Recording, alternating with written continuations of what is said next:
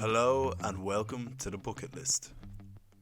Thanks again for all the feedback we've been getting in, and thanks for tuning in to listen to us. Please make sure you subscribe and leave a review if you have a minute on Apple Podcasts or Spotify. Today we have the former journalist turned entrepreneur Mark Little. Mark was previously the Washington correspondent for RTE in the 90s and 2000s. So he then went on to work in prime time as the co-host with Miriam O'Callaghan. So what's really interesting about Mark is that in 2009 he left journalism. He recognised the onslaught about to come in the form of social media and how that would affect the news cycle. So he said previously that journalists previously had to go digging for sources and info. And now they have this massive abundance online, people posting on Twitter, YouTube, Facebook, all the other types of media that we have. And what Mark did was he decided to set up a company called Storyful. And what Storyful really is a team of journalists and technology that aims to verify and find accurate information online for news sources, so for all kind of big publications or TV. And it was acquired. It was really successful. Some people that came out of there were the likes of Downey O'Sullivan, who some might know recently as a CNN reporter. And it was acquired for quite a hefty sum in 2013 by Rupert Murdoch's News Corp, which then led Mark to go on to become the vice president of Twitter in Europe, which he was based in the Dublin office. And he's now set up a company called Kinzen, which is an AI technology, again aimed at trying to stop this kind of wave of misinformation. The technology is basically there to try to help people to recognize what real news is and what fake news is, and it's been rolled out among many different publications. It's spelled Kinzen if anyone wants to look it up, and you might find that they recently just finished off a massive funding round where they received somewhere in the range of 2 to 3 million, I believe, from a Danish VC, actually, believe it or not. So really interesting times for Mark, and I think he's a super interesting guy and obviously a super successful person. So I think everyone will enjoy this chat a lot. The book Mark has chosen is Fear and Loathing on the Campaign Trail of 1972, which is not to be mistaken with Fear and Loathing in Las Vegas. Also written by the same person, Hunter S. Thompson, who is an incredibly interesting person. Famously, his remains were shot out of a cannon when he died by Johnny Depp, which I think he told on the Graham Norton show as a story. But a fascinating character who unfortunately had many vices, a bit too fond of the drink and the drugs, so kind of his downfall in the end, unfortunately. But he wrote for the Rolling Stone during this period, and the book is kind of a collection of the different articles that he wrote during the campaign trail of 1972, where he followed the Democratic nominees who were vying to take on Richard Nixon. So just a really interesting take on American politics from that time. And the book is kind of famous for putting a genuine spotlight on the campaigns of American elections. So just an actual accurate depiction of what goes on. And he's a bit of a hellraiser, so there's plenty of mischief along the way, and in many ways it's I suppose it's written like a novel, so you're kind of invested in the story. And it's known as kind of the beginning of gonzo journalism, which is something that Hunter S. Thompson would have kind of been the figurehead of. It basically means that the author or the journalist writing the story is the protagonist and kind of positions themselves in a story, and kind of they're living this story out in their writing. So it's kind of a really interesting way of writing, and he was kind of the forefather of it. So a great look into it. And what myself and Mark get into is really more about the parallels between today and 1972. So for example, you have the doom and the gloom of a second term for Richard Nixon, who obviously eventually went on to be impeached. So that's kind of similar to what we saw 4 months ago before the 2020 election, where people were really, really worried about a second term for Donald Trump. So I found that really interesting, and Mark was kind of talking about that too. And that's just kind of one of the parallels you'll see. I won't get into all of them, But we kind of also dig deep into journalism today and what Hunter S. Thompson would think of what's going on today. So I asked Mark about the way journalists in America are behaving today and what he thinks is going on. So, for example, there's a lot more kind of opinionated journalism going on in America than we would probably see in RTE or for Virgin Media News, for example, in Ireland. And Mark also gets into what he thinks, where he thinks media is going, and what he believes is going to happen to societies in the coming years, and how we will interact more and more with technologies. So obviously he's a very forward-thinking person. His businesses have shown that, and he's got some really, really interesting opinions on what he believes the future will look like. And that's something that we get into a lot towards the end of this conversation. But just overall, I loved having this conversation. I'm really excited to be sharing it with everyone. So I hope everyone enjoys it, and please do give me any feedback. And as I said, leave a review and subscribe.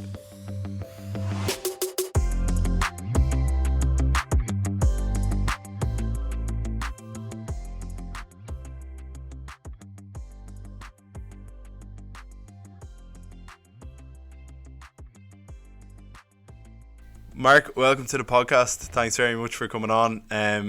You're someone I've absolutely always wanted to speak to. Someone who, from a journalism point of view, and then also a successful businessman. It's not a combination that I think is the typical way a journalist goes. I'm not sure what you think. Yeah, it's funny. I don't think you set out to plan to be an entrepreneur, unless you're one of these people who sort of grows up with the idea of getting rich quick. I just kind of fell into it, but and the book we're going to talk about actually has a lot to do with where I came to be where I am today. So great to be here, great to talk about two passions in life, like starting new things in journalism. So it doesn't get better than this. Good stuff. No, I'm really glad to have you on. I'm really excited for the conversation. So yeah, I suppose, what book did you choose? And also, just a question I ask all the guests is, when did you read it? So kind of what period of your life, if you remember the age, I suppose that would be good too. But it's always interesting to see, sometimes a book comes at the very perfect time for someone. It's funny you ask those two questions together, because I can't answer one without the other, right? So I read this book, I was 18 years old. It was the summer of 1987. I had my first job in journalism, and believe it or not, my first job in journalism was working for a magazine called Marxism Today, which was the British Communist Party's magazine. I did advertising, would you believe, and also met some of the great figures of the left of the late 80s. This was Thatcher's Britain, so obviously very politically active, very interested in journalism. Meanwhile, I was also working in a car park in Heathrow at nights. So I had a lot of tube journeys to read a lot of good books over that summer. And this book, my favourite book of that time, and I suppose one of the most important books of my life, is Fear and Loathing on the Campaign Trail, 1972, by Hunter S. Thompson. So this was the gonzo journalist. He was someone who was part of a movement called New Journalism. This was people who didn't write journalism in a very dispassionate way. They were very much participants in the events they were describing. And the reason why I picked this book, it's not my favourite book of all time. It's not my most important book of all time. It's not even the most important book about American politics or even the 1972 election. It's actually just because it came at a point in my life where I wanted to be a journalist, but I also wanted to describe the world in a much richer, almost novelistic way, like a storyteller. And I couldn't really see a lot of other people out there that were telling stories with the kind of passion that when I came to Hunter S. Thompson, he just blew me away. And I remember sitting there in the tube train, laughing out loud at his descriptions of what became one of my life's passions, which was American politics, mixed with new journalism, and mixed with a sense at the age of 18 years old that my whole life was in front of me. But I remember I would never feel the same visceral, almost physical joy of reading that book and suddenly realizing to myself, there's an unlimited horizon for me if I want to pursue my passions. And I think in many ways this book, the reason it's important to me is it kind of gave me the ability to think about what I would do if I wasn't afraid, if I wasn't limited by convention, if I wasn't limited by my own insecurity, my own imposter syndrome. What would I do if I just got on the road and told stories? And for an 18-year-old Mark Little, that was just one of those moments that never left me. And I actually look back on this book. I read it occasionally. It sits on my shelf here beside where I'm recording. And the biggest thing that I found from the book in the years since I read it first was just how almost clairvoyant Hunter S. Thompson, and we can talk about him in a moment because he was a real, flawed hero.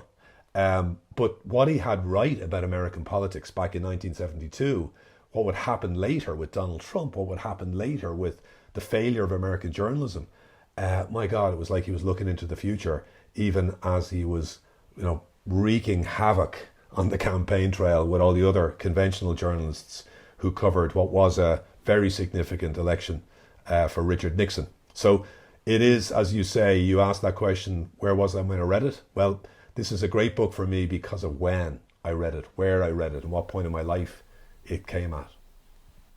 Yeah, and so why would you, over in London at that age, you seem quite young to have moved over, had you just finished school, or? Well, here's when I become an old fart and say young people wouldn't remember what it was like to have to leave Ireland to go and get money. I was in college at Trinity, so I was a student union activist. I would go on to become the student president. I was the editor of the student newspaper. I was very left-wing, very activist. Remember, this was a time, 1987, when Ireland was in the throes of all of the upheavals around the dominance of the church. Unemployment was record levels. In my graduating year in Trinity in the late 80s, quarter of the class left for England. So in many ways you had to leave Dublin to get any sense of the world, to earn money. So as I say, I was out in a car park in Heathrow, and I remember overnight, having people throw anti-Irish insults at me. I was called an awful Irish slur by some guy in a battered old car, and I remember thinking, I'll go on to be educated and to do, take over the world. And so that was the context, leaving Dublin as a student to go and get, experiences in other countries that you just couldn't imagine in what was still very conservative, very poor. This was pre-Celtic Tiger. And also, as I say, I was fascinated by Thatcher's Britain. So this was the time when people like Paul Weller and Billy Bragg and Red Wedge were, creating a cultural movement in the Soviet Union. Gorbachev had the early signs of glasnost, perestroika. We were fighting against apartheid. We were supporting the Sandinistas. Reagan was in power. Like, it was one of those moments, like in the famous Marlon Brando line, what are you rebelling against? Well, what do you got? So that was the context for a young kid like me going to London to work for Marxism Today, which was what was a very kind of middle of the road kind of leftist movement, actually, and trying to get experience of that sort of cutting edge fault line of politics. And meanwhile, finding Hunter S. Thompson on the tube. Magic moments, magic summer. So yeah, that's definitely one of the formative few months of my life.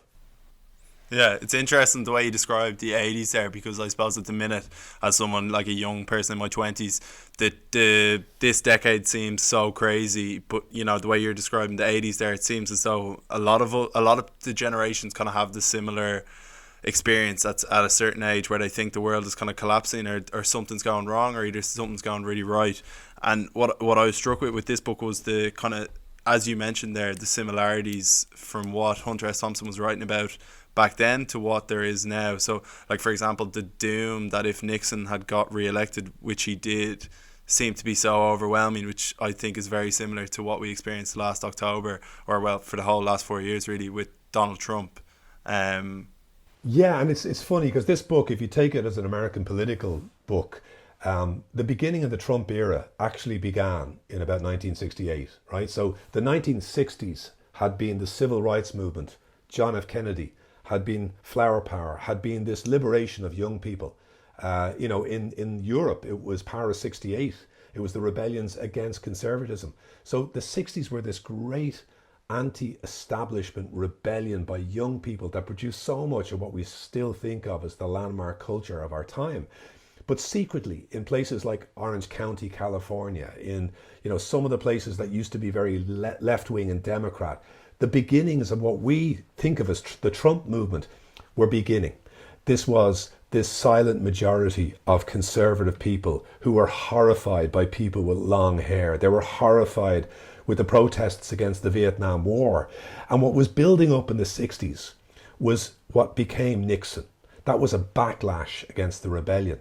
And so it's very similar, like I reported on Obama's election in 2008, and it was almost very similar. We felt Obama was this great hope for a new generation. Yes, we can, you know, fired up, ready to go, a whole new generation. But what then happened 8 years later was the silent majority of people who were horrified by that rebellion elected Donald Trump. So when you're reading this book, it's very similar to what was happening probably in 2016 for all of us, where, you know, we thought the America of Obama would live forever and grow and become more tolerant and liberal. But in fact, there was this Trump group, what he represented was a backlash. So this book in 72 is about an election where Nixon was running for his second term. He was against quite conservative Democrats, so a bit like Joe Biden from the middle of the party. And instead of picking one of those conventional Democrats, the Democrats picked George McGovern, very liberal, very representative of the anti-establishment faction. And so that's what this book was about, this incredible drama between the sort of far right of Nixon, who would go on to be impeached just a couple of years later, or at least resign a couple of years later, and George McGovern, who's probably the last roll of the dice for the 1960s. So I think there's a lot in this book that you'll recognize, and you know, you'll almost say, oh my God, was Nixon not just the alter ego to Trump? Now, Nixon was very smart, very clever.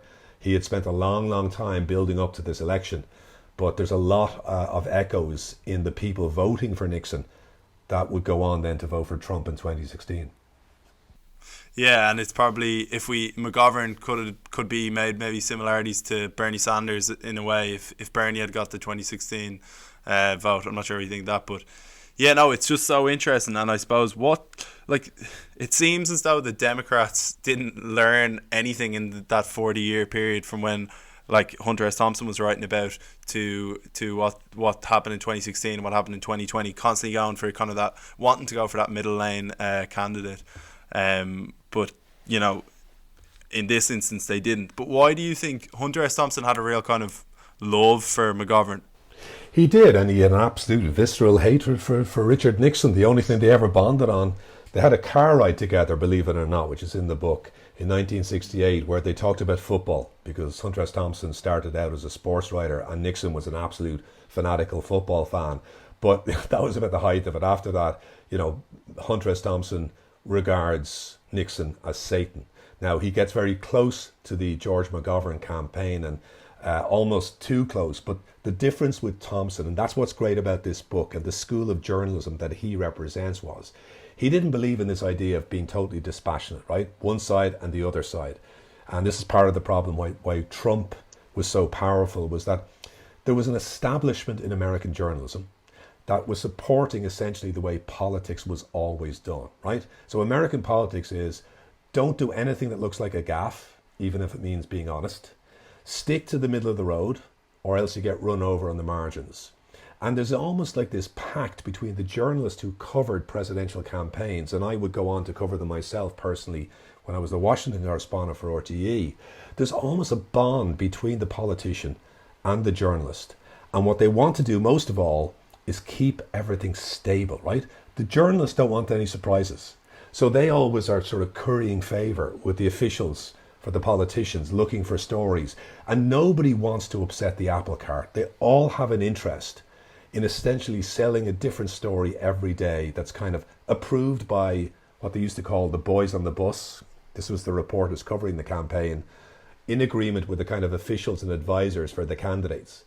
And that was what was happening all through the 60s. So there's a great book called The Making of the American President in 1960 by a guy called Teddy White, which was very much the approved politics book.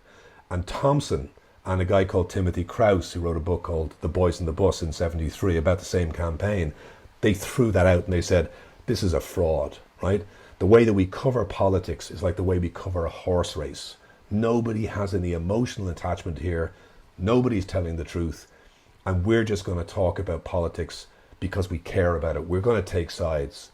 And so that was what Thompson did. He kind of broke through that mirror that hides what's going on behind the scenes, and that's why he's so important. Now, some people accused him in the book of being inaccurate and not having his facts straight, but actually one of McGovern's top advisors, a guy called Frank Mankiewicz, he says but Thompson's book represented the least factual and most accurate account of the election. And that's the way I feel when I look at Thompson's books. And you might also, people might know him for Fear and Loathing in Las Vegas, The Great Shark Hunt. He's got some amazing essays about, causing chaos in all kinds of places around America. But it's that idea of, I care deeply about politics. Like, he wasn't amoral. He did care deeply, and he expressed it. And he saw himself as a participant in the drama rather than being this dispassionate guy who sits in the corner and treats everything like they're equal sides. And I think that is a thing that was almost launched like a bomb, a grenade into American political coverage in 72. But even later, when I was covering politics, and today, there still is that kind of almost pact of non-aggression between journalists and political candidates that I think causes a lot of problems in the way we understand American politics, and I would argue political coverage in general. Yeah, is that not kind of something that's happened recently? Is that the journalist has almost become too much of the protagonist? So, say for example, you have Jim Acosta for CNN, like he gets the big props when he gives that, dig to Trump, or, Sean Hannity kind of feels like he's the big man because Trump gives him a call every now and then. Has this now become to a stage where we've got that kind of protagonist too far, because there's probably, I know you use this term a lot, an abundance of information, that we're seeing these people way too often, and then they're kind of, that kind of protagonist works when it's in the 70s and this, it's a written style of journalism. It's a great point, and I think like this book is the middle of a spectrum, right? So it represents, as I say, a grenade thrown into the way the politics was covered, which was a bit like two sets of elites, right? You had the high priests, that was the journalists, and they were covering another elite class, and there was almost like an agreement between them, and everyone would not write the off-the-record comment. They wouldn't cover the stuff that happened when the bars were closing late at night. They wouldn't pass on the sort of lascivious detail about the politician's private life. There was an agreement not to rock the boat. Thompson comes along with a bunch of other journalists. They now call the new journalists. That was people like Tom Wolfe, and you could argue even Truman Capote, who was the father of that movement. And then it led to a kind of, I suppose, as you say, the most recent development was journalists as pantomime characters, a spectacle, performance. Suddenly it was okay for the journalist to be part of the story, but they turn into this cartoon-like character, like you say, Jim Acosta. And even today when I watch CNN, I know beloved of many Irish people, but you see this kind of strange anti-Trump performance happening, where I think what people have realised is when you take this to its extreme, then every journalist has to be a cartoon character, has to be a pantomime character. And I think you're absolutely right. We've gone on this wide journey from breaking apart the elitist way of covering politics to this kind of Maureen Potter school of covering politics, if I'm not showing my age now, the famous old pantomime queen of Dublin, like that. He's behind you, and there's that element of it which has started to become so difficult. And that's, for me, as a person who came through social media to become an entrepreneur, a lot of journalists will tell you that Twitter's the reason that, Trump was elected and that politics is so debased. That's not true. Trump was a TV president. He was created by cable news. And I think we're going to remember these last years as the dying of another form of spectacle journalism that I hope will be replaced by something a little bit more authentic, maybe somewhere back to the Hunter S. Thompson, no regard for authority, but cares deeply about outcomes. And I think there may be, in some ways, that's why Hunter S. Thompson still, I think, is relevant today. And just on that, so do you think that, has Ireland gone anywhere near to the same level as America in terms of performative journalism? Obviously in TV, we don't really, obviously you used to work for RT, but it's not as if you were getting up on prime time and just giving a 10-minute monologue or something. Whereas in America, they've, it's all that. It's, Fox News, CNN is all Chris Cuomo giving something at the start or whatever. We have the likes of Richard Chambers, Gav Riley, all them on Twitter now getting a lot of props for their coverage on the coronavirus throughout this period. That's the only kind of example I can think of. Well, I think those, and they're the ascendant, to be honest. And to be honest as well, I read politics through Twitter. The reason I will get a link is because I'll see it shared by somebody like, Gav Riley or folks like that. And, I read my Tony Connolly because Tony posts his European column on a Saturday, and I read stuff that's written, and it's always coming to me through social media. So I suppose I've got a very positive view, particularly of Irish journalism, where I think what's happened is there's this moment by moment authentic coverage in which the journalist is as a personality. A good example of this would be BBC has Ross Akins, who does this beautiful 5-minute explainer every day. And it's the most perfectly formed TV journalism for the social media age. And people like him, and I would say some Irish journalists as well, have perfected the ability to be authentic, to make you feel like they have your back. They're your mate who's looking out for the contradictions, the pomposity. And they're not afraid to say that, but at the same time, they're not doing this Jim Acosta performative, standing up and asking a stupid question just because it'll make them sound tough. So that's I think very positive. The only form of journalism that I find still is very prevalent in Ireland is to treat politics like a horse race. It's all about the opinion poll, It's all about who's up and who's down. And there's no real sense of commitment to outcomes or problems. And sometimes, you know what? There aren't just two sides to a story. Sometimes someone's wrong and someone is right. And so I think there is, in the worst aspects of journalism today, a tendency to be so objective that you just never take any side, even when you're confronted by absolute outright lies. And sometimes I think, a friend of mine used to say, I love politics. It's like my Olympics. It's not like the Olympics, right? Whoever wins the horse racing, right? Whoever wins the football, it's not going to outcome people's lives. And so there's a kind of an amorality, which actually Thompson in this book talks about a lot. He has a great quote. He said, the only thing I ever saw that came close to objective journalism was a closed circuit TV setup that watched shoplifters in the general store in Woody Creek, Colorado, where he lived. And the point he's making is, you just can't be an observer. Your job is to analyze and synthesize and show people when something has happened that is wrong, that is against their interests, to be the person that has their back. And that's, I think, the definition for me of the middle ground between being non-partisan, like I'm not part of your party, but I'm not dispassionate and I'm not neutral. I am the side of the community that I represent and that I'm giving information to. So this, I suppose, in many ways is why I love this book, because there's a lot of that in it. But I think social media, ironically, has made journalism a lot more connected to community, despite what maybe some establishment journalists will tell you. Yeah, and so obviously you would have become kind of an entrepreneur during you recognised the opportunity of the digital age and then set up Storyful. You never really were reporting during kind of the height of Twitter. Is that right to kind of say? It's right. And what happened for me with Twitter is it came along at a point in my career where I was getting very frustrated. Like, I covered the Obama campaign. I covered, obviously, Washington in the late 90s. I covered George Bush. I covered a lot of stories, particularly in my days as a foreign correspondent. So I was in Afghanistan. I remember a time when going to Afghanistan and I was in a refugee camp on the border with Pakistan, and I remember like the smells, and I remember what people were saying. And a young boy, they were offering us lunch, and I said, "We'll come back sometime soon. Thank you. Don't worry." And this boy, perfect English, said, "When you come back, we'll be dead." And I had no place to put that in anywhere, in a TV report, in a package. But I'd felt it, I'd heard it, I'd experienced it. I'd experienced the inadequacy of not being able to pass that on to an audience. So when Twitter came along, I thought back to all the multiple times that I had seen something in, for example, I covered the aftermath of the tsunami in the Indian Ocean in the late part of 2004.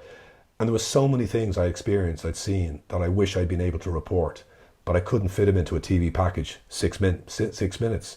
But Twitter, I could have told people and shown them. And I wouldn't have had to use words like words can't describe. I could have showed it. So when Twitter came along in my life, I was still a foreign correspondent, 2007, 2008. I was still going to places like Iraq. And suddenly I realized, my God, this is going to change everything, because now we can give people a really visceral first-person account of what's happening now, not in nice, neat 90-second packages sent back by a TV reporter.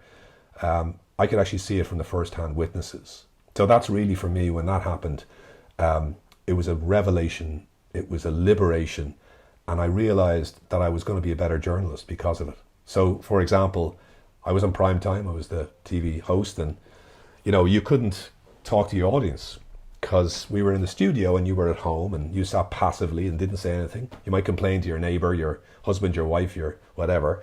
But suddenly with Twitter, people were sending things to me. Now, an awful lot of time they were saying, "You're shit, get off the TV." But I would say on Twitter, "Hey, I'm interviewing the Minister for Finance tonight. Send me some ideas." And in my direct messages, I'd get like people who were real estate agents, who were bankers, who knew something about the pain that was coming with the financial crisis, asking me to ask questions. I was like, wow, I am now allowing people to speak truth to power in the most direct way and authentic way. And that's when I either thought, okay, well, either RTE can move quickly enough on this, or I got to go do this myself and start from scratch. And it wasn't a difficult decision in the end of the day. Yeah. I want to get back to your business ventures, but just on Hunter S. Thompson, I suppose, to go back to your kind of talking about Twitter and how much it impacted journalism today, I suppose, what do you think he would have been like today? And also, just, you spent a lot of time in America during the 90s and 2000s. Did you ever get to meet him before he passed, or was that ever? No, I didn't. He was in the same room as me at an inauguration. I knew afterwards. I was like chasing around looking for him at a Clinton event. He had gone out to Colorado, and basically that's where he sort of went a bit doolally in his later years. So he was one of those, sort of Colonel Kurtz figures, if you know The Heart of Darkness by Joseph Conrad. It's, basically he was off down everyone's superhero in this dark alley. But I mean, for me, when I look back and I think about him, about 10 years ago, I reread the book and I realized I'd missed out something in the first reading, which was the Mojo Wire. So he managed to get his hands on an early fax machine, and he brought it with him, and he would fire snippets of his work back to the Rolling Stone, which he was writing for at the moment. And actually, if you're reading the book, and I've just actually got it here beside me, you can see his staccato. He would send a fax, a page, and then another page later, and everything about the book is almost these like short dispatches that, because he had the fax machine, the Mojo Wire, he was almost sending tweets, which became the book. So when you read every sort of opening segment, in each section, he has just a little short snippet of words and phrases that he scribbled and fired off. Like he's got one here from March, the view from Key Biscayne, enter the savage boo-boo. It goes on like, first flexing of the big Wallace muscle, abandon all hope, ye who enter here, except maybe Ted Kennedy. Like, and that's just the opening. So I looked back and went, oh my God, he was the first tweeter. He was the first political tweeter, sending these like short, impressionistic, weird and wonderful little sentence constructions through this Mojo Wire back to the office in Rolling Stone. And then he'd have to ring up, and they'd spend hours piecing together the disconnected parts into the book. And so for me, the second reading after, it was probably the third reading after Twitter came along, that's when I realized actually he would have been absolutely in love with it. And there were other journalists like him later on, like David Carr. The late David Carr was a media correspondent for the New York Times, who was the first establishment journalist to really get Twitter. And there's a lot of people, when I look back, including people like Truman Capote, Ed Murrow, who my famous hero from the Second World War, one of the great reporters. I would love to know what they would have done on Twitter. They would have been brilliant. Or Martha Gellhorn, the great foreign correspondent, Ernest Hemingway. Can you imagine if they had those short little nuggets where they see something, they witness something, and they talk about it and they send it back on the Mojo Wire? So for me, that's where on the later readings of the book, I suddenly went, oh my God, I really did miss Hunter S. Thompson on the Twitter trail. That would have been something. Yeah, you've really, and obviously you do, but you have a real positive outlook on technology. So just even the way you're talking about there, every journalist you'd love to see that would have been online. Whereas some people might go the other way and think that this is kind of ruining journalism. And obviously we've spoke about that, but kind of ruining people in general, that maybe, young people are less productive because just constantly on social media or YouTube or whatever. Whereas, you're someone, I know you described Rupert Murdoch before, that he has a great grasp of change, and I think that would be something that everyone would describe you as well. why do you kind of think some people have that fear of change, particularly in the social media age, and why? What about you that just allowed you to kind of want to embrace it? So, I mean, a couple of things. First of all, I would say, like, the fact that at the age of 18, this is my formative book, tells you something about why later on in life, when confronted with two very dueling realities, I chose the one that was probably most risky and hard. And I think today, like, if I was an establishment journalist who's grown up in the age of having my byline give me authority, or I'm a TV correspondent and people look up to me, and suddenly in the space of literally like a blink of an eye, that's disappeared. Now there's no business model for my quality journalism. I'm facing possible unemployment. My company's struggling for survival, and misinformation's taken over the world, and all the advertisements going to Google. I understand absolutely why people like that would feel that social media and technology is the enemy of journalism, and I totally understand that. But if they look at their history, they understand this has happened time and time again. A new form of communication comes along and creates absolute destruction for a time, but out of the back of it comes something new. You think about radio, right? Radio, everyone loves radio. All the establishment journalists love it. But you know, radio was part of why Hitler came to power. Radio was used by him to essentially undermine democracy, even though radio, we feel, is such a great pillar of our democracy. And I feel the same way about technology today. We're entering a period of absolute destruction for the old model, the gatekeeper model, in which it was the elite people in the media that told us the truth. And along comes a destructive power that has wiped away a lot of the good stuff. And in this point now of transition, like with the printing press back in Gutenberg's day, created massive historical unrest for centuries. We are going through a period of unrest. But against that, we have never lived in a world that has been so well informed, in which creativity has been liberated. When you think about the reason we have this reckoning around gender and diversity, it's because of Me Too, a hashtag. It's because of Black Lives Matter.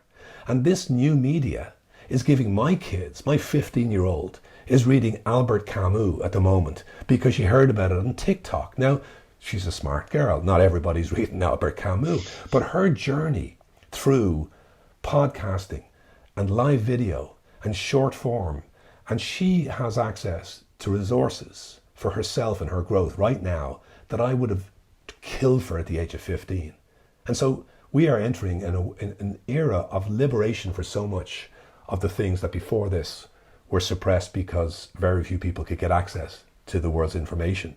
So I just think that, yes, we're going through a period of trauma, but when I look around the corner, the prize here is something dramatic. And even COVID is a reminder.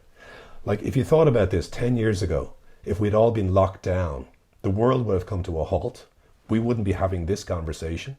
We wouldn't be having Zoom calls. We wouldn't be able to contact our families. You know, we are living in a world that can operate, and I would argue, even sometimes at a higher level, because of the technology that underpins these conversations. So don't ask me to pay too much, tears for some of the old things that have gone. The good old days of journalism were good for its time, but there was a lot of bad things about journalism that are now going as well, and a lot of incredible things that are emerging for storytelling. So, people may not listen to the radio, but you know what? They listen to podcasts.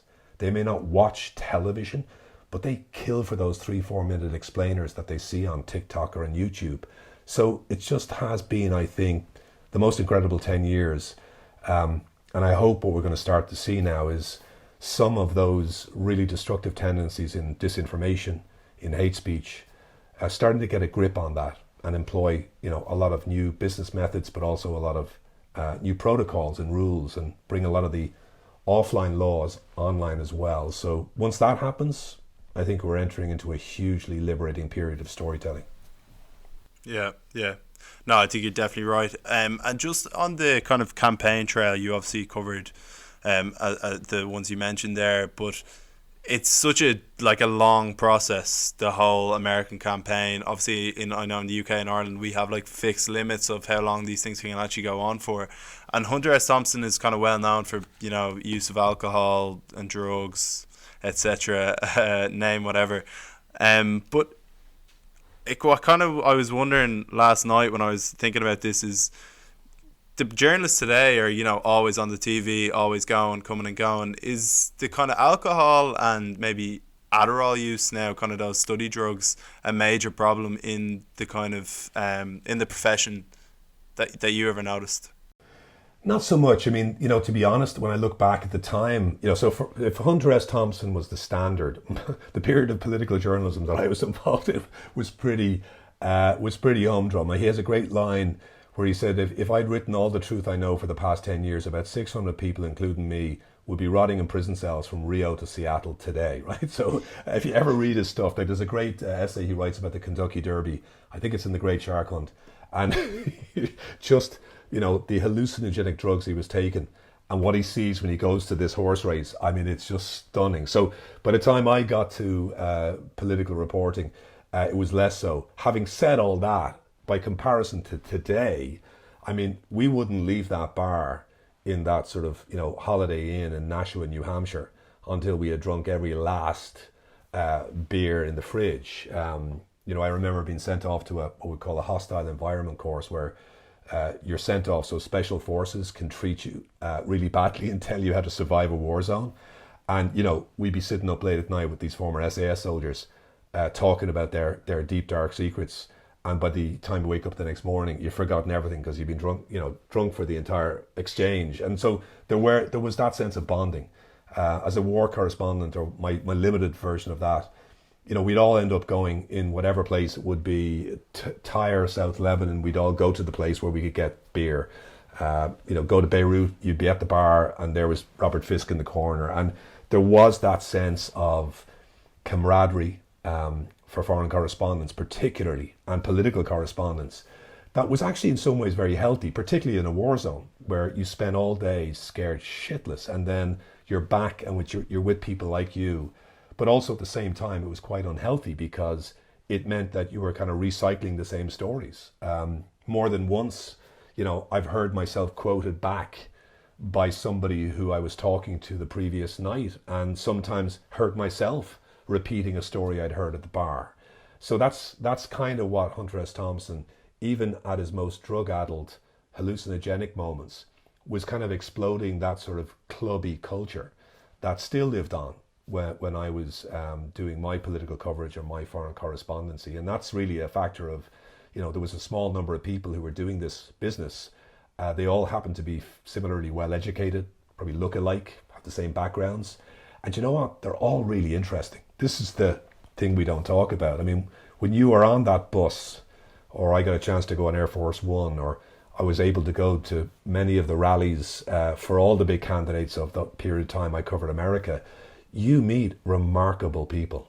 And they may be from Yale or Stanford, but then some of them are not. They're from the south side of Chicago. They came up in civil rights. So I remember covering Obama. The last event was in South Carolina I went to visit a church where a leader of the lunch counter protest from the 60s was the pastor. And he brought us in, and at the end of the service, he brought us all down together, and we sat around singing We Shall Overcome. And to this day, I literally choke up thinking about that. And they were moments that, no matter how staid and traditional and crazy, this thing looks, you occasionally got that moment that the hairs in the back of your neck would stand up because you were seeing history. So seeing Obama for the first time as this big-eared, quite boring, academic style orator, and then going back and seeing him 3 months later as this fired up, ready to go, yes we can, powerhouse. Like, to see that transformation in the period of 3 months, that's why there's still value in going on the campaign trail, spending the time at the bar, listening to the stories, listening to people who've done it for a long time and learning their wisdom. So, while I in some ways would be critical of that clubby atmosphere, there is something beautiful and quite poetic about it. And it's where we discover and think about and synthesize some of the great moments that we all read about now in history books. Yeah, at least you gave Obama a chance. It didn't seem like Hunter S. Thompson gave Ed Muskie a chance at all when he was kind of the big shot Democrat, and he would be given the same lame speech on that on the Florida Trail. Yeah, he does something, and then he disliked Muskie so much because he was so inauthentic.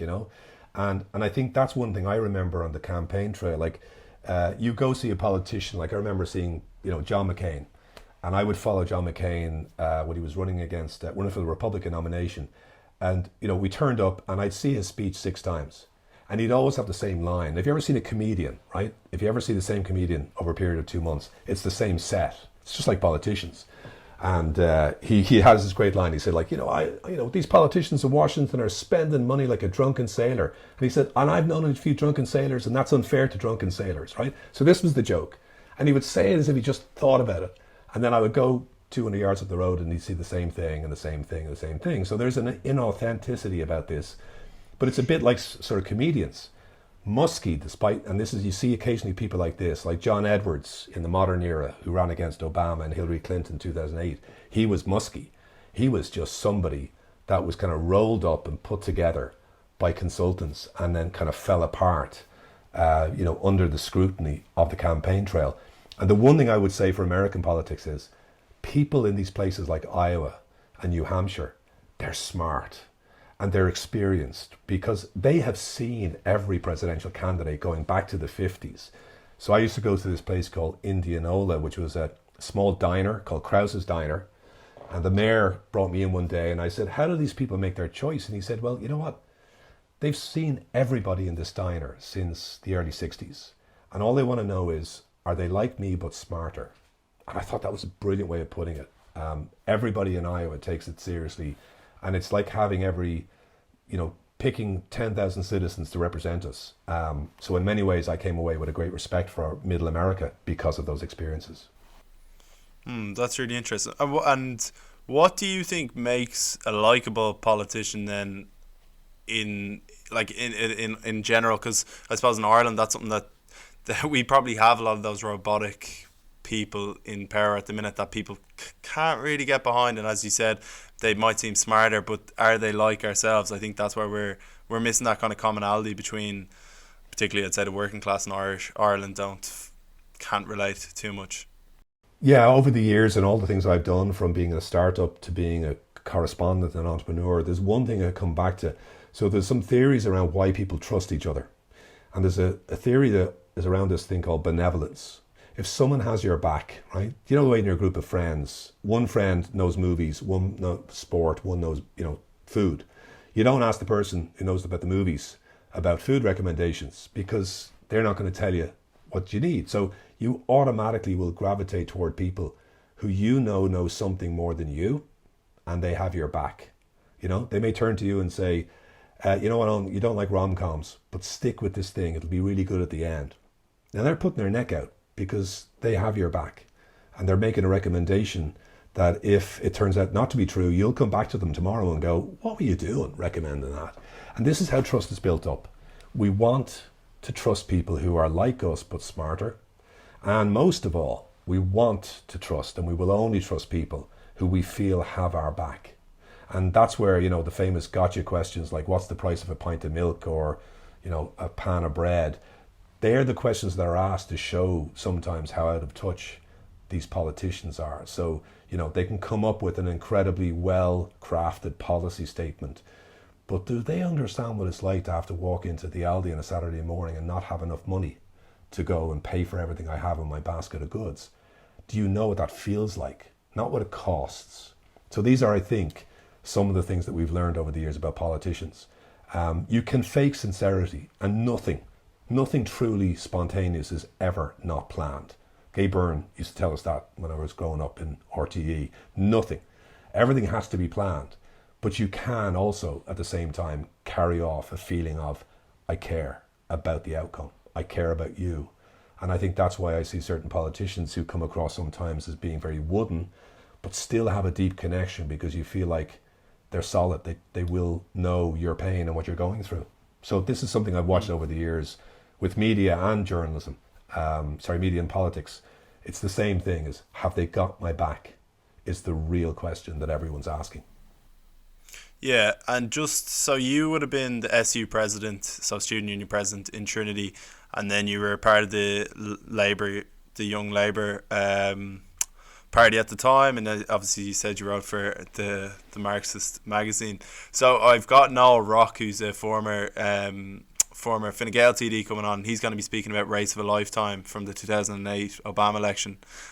So I'm assuming that that's going to spur him on to tell me about why he wanted to become a politician and get involved in campaigns. So I'm going to ask that question to you. Why didn't this book made you want to become Hunter S. Thompson? It didn't make you want to become, not Richard Nixon, but maybe McGovern. Yeah, because like the thing in the end of the day for me was like I went to Trinity with a huge chip on my shoulder. Like I was the first in my family to ever go to college. My granny cleaned Fox's cigar shop, which was 50 yards, stone's throw away from Trinity College, never stepped foot inside the college. So when I got there, you know, I had a huge chip on both of my shoulders. And so when I got there and I got in and, you know, listen, I loved my time there and I got an elite education, and in many ways that set me up for success later in life. But for me, I always had a sense of detachment, I think, from politics. And I was, you know, very probably on a career path to become a politician at one point. And at just some point in time, I thought, I'm not ideological, I'm not partisan. I could never cover up my beliefs in no matter what I'm doing. And, you know, in many ways, when I became a journalist, I still had that tension in me. I hated getting into a TV studio, having a row with no outcome, no solution, you know. Nobody cared about the outcomes. They were always like deciding the problems. So, you know, my whole life, I think, has been pushed by a certain chippy attitude to establishment, by a certain feeling of storytelling being sometimes more powerful than, you know, straight reporting. And finally, in the end of the day, like, you know, the famous old line from Colin Powell, like, if you broke it, you own it. Like, if you diagnose a problem, you have a responsibility to do something about it. And I think today, with all due respect to politicians, the form of democracy that we have, that we're heading towards, which will be way more decentralized, I think sometimes people who are rooted in communities, may not be elected, have more power than politicians do. And they got more freedom to go for it and to do what they would do if they weren't afraid. And, you know, when you relieve yourself of those kind of burdens, sometimes that's when the greatest change and innovation happens. And so I think I've always been attracted to people like Hunter S. Thompson, Steve Jobs, Obama, you know, people who are unlikely, but at the same time who just took a roll of the dice and risked something. And that's been it. So for me, my greatest gift, I suppose, has been just able to give people permission to find people who and help them do their best thing. And I don't think I could have done that in politics. I probably would have been a very unsuccessful politician in retrospect. Yeah, I remember I listened to Peter McVerry speak one day, and I think I asked him why wouldn't he go into politics, and he said he feels like he has more power to, you know, on the ground do work. But who would you be thinking of today in terms of like Irish community that aren't like political, that have a lot of power? Would you be thinking of mainly business people, or do you also think kind of online influencers and I'm trying to think what else, sports people maybe? Yeah, no, I think people who are socially active in a whole bunch of areas, you know, who are campaigning for, particularly around areas like in diversity, right? So obviously in our society, we don't have some of the same racially charged politics of the United States, but we have such a long way to go to reflect a truly diverse understanding of who we are. So people in any organization, whether it's a business, it's an activist organization, even in a community group, who are asking for diverse voices are the most powerful people right now, because every diverse team is going to beat the shit out of any team that does not listen to diverse voices. It's not just to do with gender or sexuality. It's to do with the idea that the only greatness will ever come from trial and error, make mistakes, listening to someone criticizing you, learning from them. And so for me, always, great movements are ground up innovation that are all about trial and error rather than legislation or regulation imposed downwards. Now, by the same token, I have great regard for a lot of politicians who have to put up with awful shit. I mean, I remember campaigning for Michael D. Higgins. He was trying to get back into the door in 1987, about the time I read this book. And we slept on his floor, a few of us that came down from Trinity for like, I think 2 weeks. And to see him getting up at 6 o'clock every morning. And he had our dinner and breakfast ready, but he'd be out canvassing all the way out to, you know, Clifton and back into Kinvara. And to watch him as a politician, I had great respect. So I must admit, given my political activity as a young person, I do have massive respect for politicians that have to go through the clinics and have to be out there every day, going to the funerals. And the ones that I think are potentially great and will do great work are those who are really engaged with the diverse voices in their communities, and looking out for people who are looking for power and wanted to use that power for decentralization of democracy. And that for me is the great next project for Ireland, I think, is really start to liberate the voices of people who we haven't listened to before, and find political leaders that can channel those voices and hand power back to communities. So that's for me, the next wave of politicians I'd be watching out for are ones that are emerging out of the kind of activism that defined Obama, because he was never a political figure before he went to the south side of Chicago. I think the next generations of politicians will come probably from people who've set up a podcast to represent a community or are doing something to build a power structure outside of party politics. So there might be a reverse takeover, of the civil activists, of the central power structures. I think that's the way I would predict the future goes, as long as party politics is open enough to that, because I'd hate to see the kind of polarization we see in the United States, which is the flip side of that. Do you see any examples of countries that are further down this path of decentralization than you think Ireland are at the minute, or is this kind of something that's all at the same stage? I think the Baltic countries are really ahead of us. I mean, obviously I'm drawn to societies where they've incorporated technology for good. So you look at Taiwan, for example, they have a Minister for Digital Affairs that is essentially digitizing everything from voting to getting people together in forums. Technology gives us the chance. We're on Microsoft Teams right now. You could imagine, right, a community that wants to put together a conversation about childcare in their community can do it like that, like in a click of a finger. And so societies that I'm watching that are doing a really good job of this, places like the Baltic countries, like Estonia, like Taiwan, obviously the Scandi countries are doing very well. I also see an evidence of a new type of media emerging that is rooted in community in places like the Netherlands. So, all over the world right now, there are examples of autonomous, decentralized communities enabled by technology that are starting to rise up, and we're starting to see the first signs of governments responding to that. I mean, in Ireland, things I've seen that have been really hopeful are, remember, this crisis, this COVID, is so different to the last crisis of 2008. Back then, we were passive. It happened to us, right? We took pain as taxpayers, Today, the solution to this crisis is active citizenship, is us taking control, protecting our neighbours, flattening the curve. And Irish politics will not survive this lockdown unchanged by that sense of active citizenship.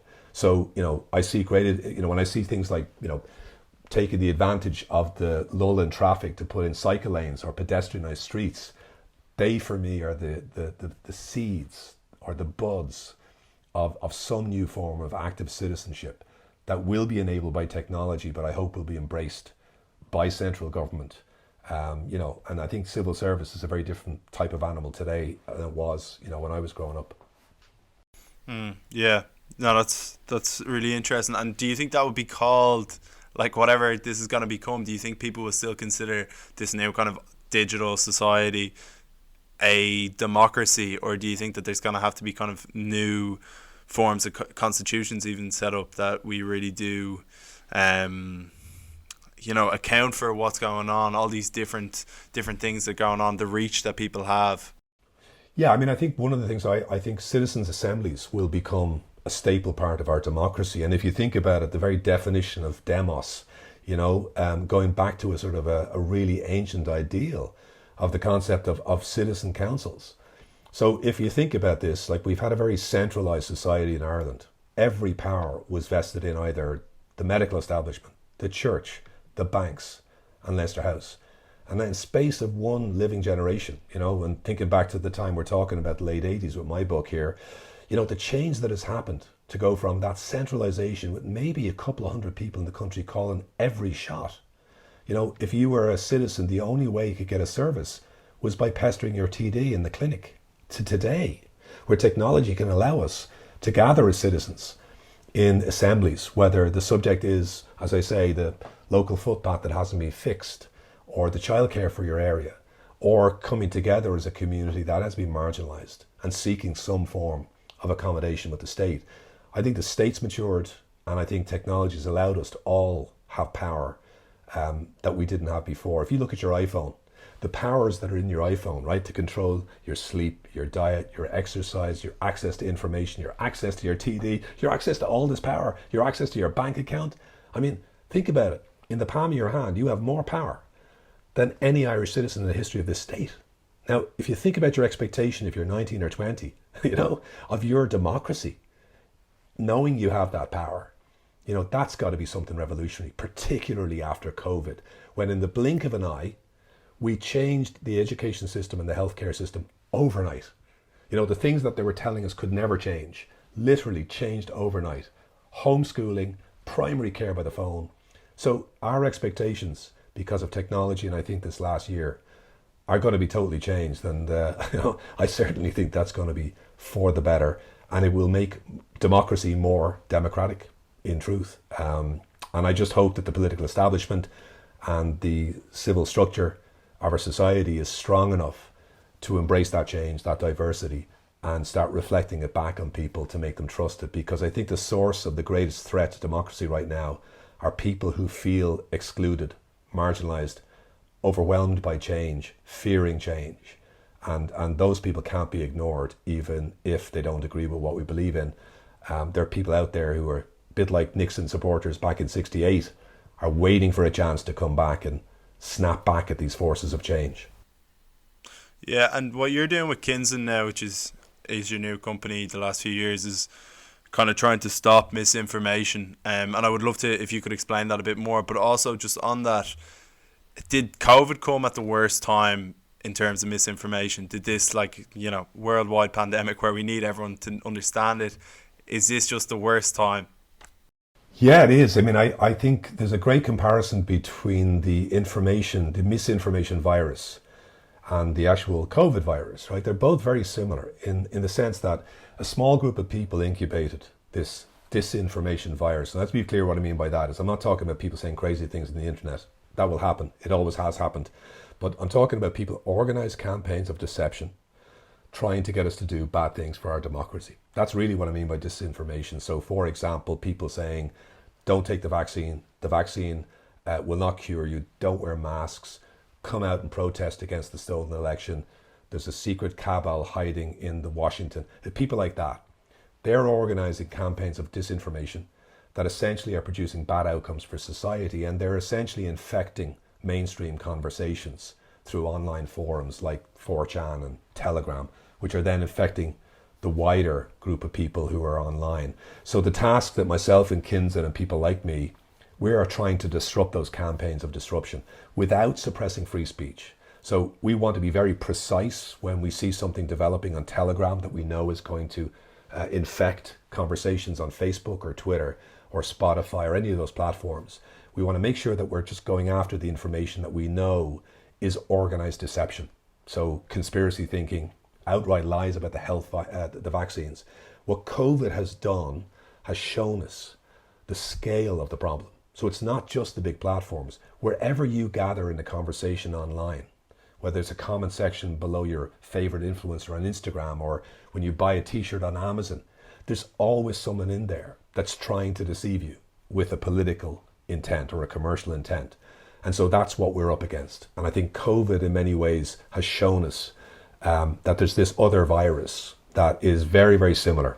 It's super spreaders infecting mainstream conversations. It's impossible. We're trying to track it down. It varies, it migrates, it mutates. And so our job at Kinzen is using human editors like we did with Storyful, my last business. But this time we have artificial intelligence, which can spot patterns and connect dots. And so we're intervening, advising content platforms when we can see the right moment to intervene and disrupt one of these campaigns, rather than just fact check it or, be on the back foot. So that's what we're doing every day. So in many ways, it is like the flattening the curve of the virus. We're trying to prevent the transmission of this virus into mainstream conversations, and people who unwittingly might spread it, being deceived by people who are purposely trying to spread conspiracy theories that result in things like the riots on Capitol Hill or the anti-vax sentiment, which was reducing the uptake of the vaccine.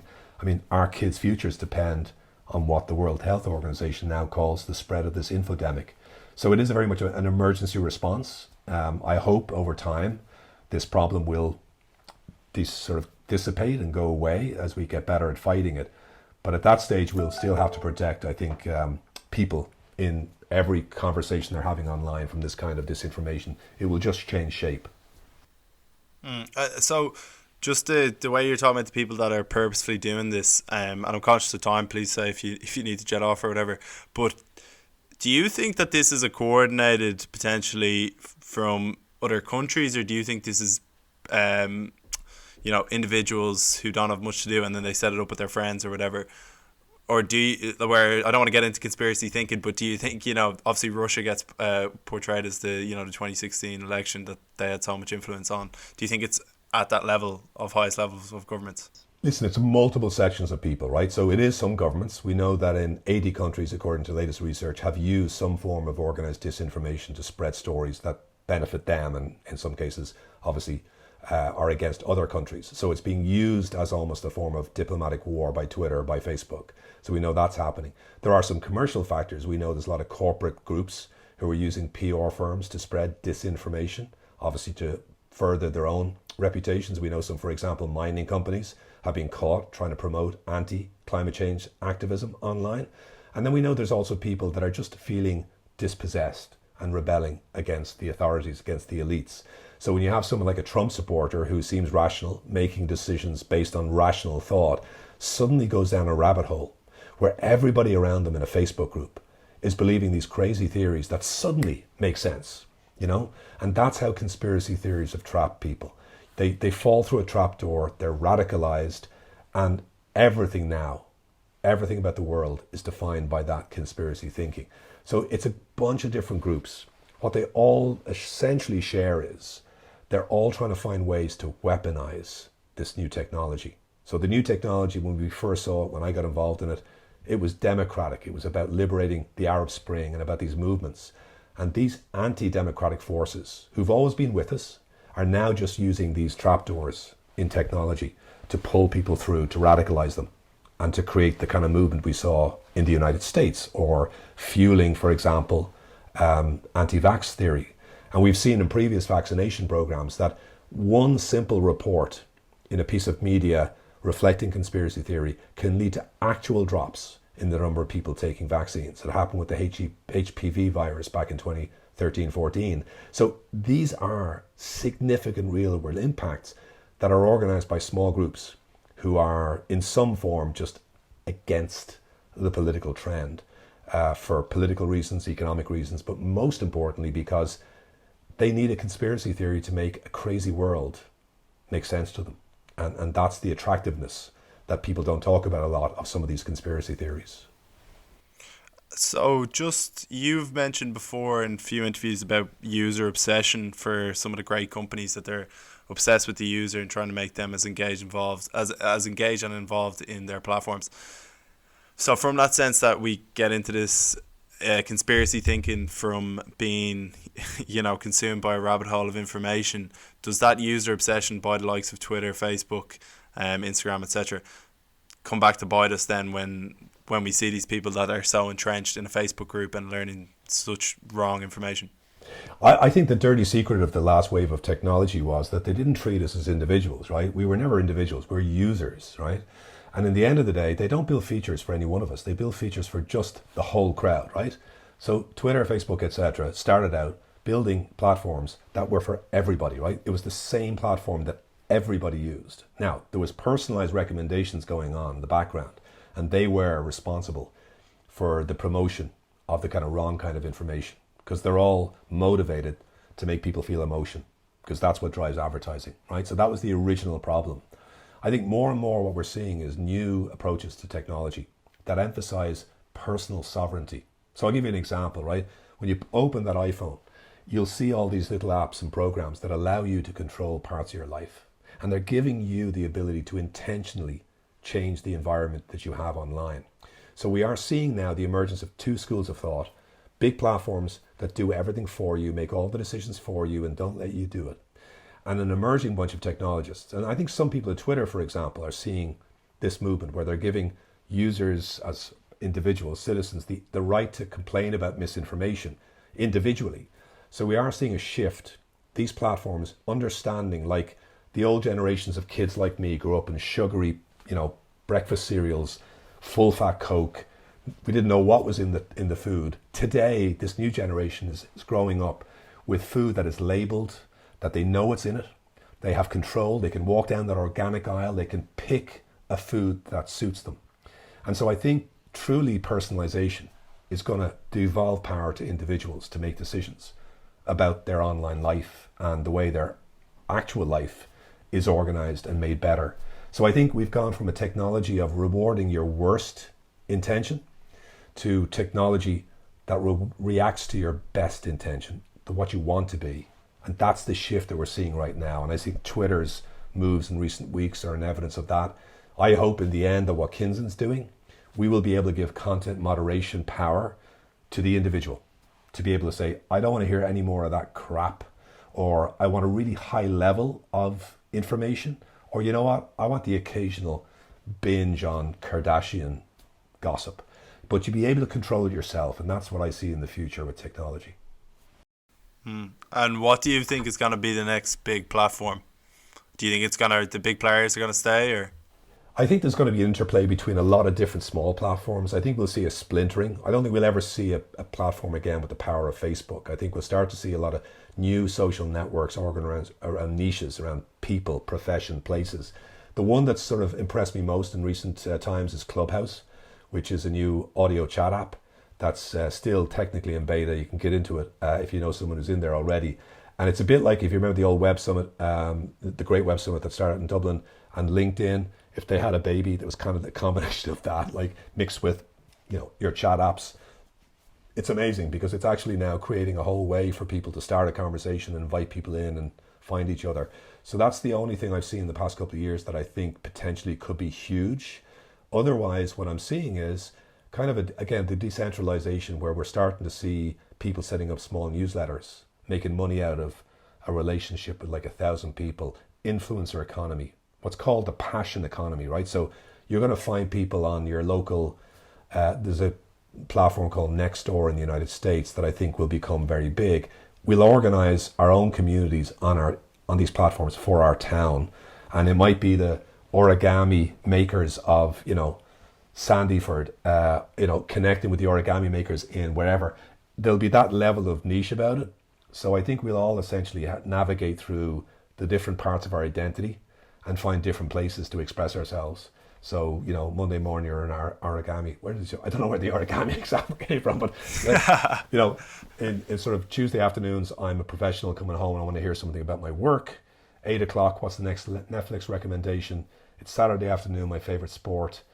And I think our identities will start to reflect the way we travel between different platforms. And those platforms hopefully will look a lot more like us and a lot less like the algorithms that control the very big platforms right now. Yeah. If you've got a Clubhouse